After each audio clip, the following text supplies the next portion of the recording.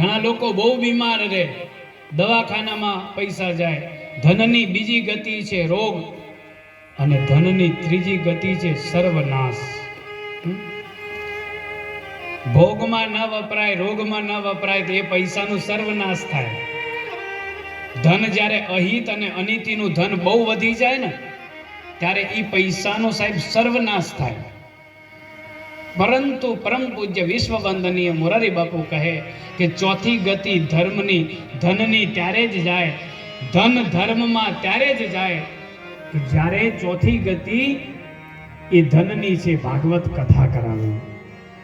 આપણા ઘરમાં, આપણા ઘરના ચોકની આગળ, આપણા આંગણે કથા ત્યારે જ થાય કે જ્યારે સાહેબ હજારો જન્મના પુણ્યનો ઉદય થાય. એ ચોથી ગતિ ત્યારે જ થાય જ્યારે ભગવાનની પરમ કૃપા આપણા ઉપર હોય, તો જ ચોથી ગતિ કથામાં જાય. નહીતર બધાના પૈસા ભોગ, રોગ અને સર્વનાશમાં જ જતા હોય.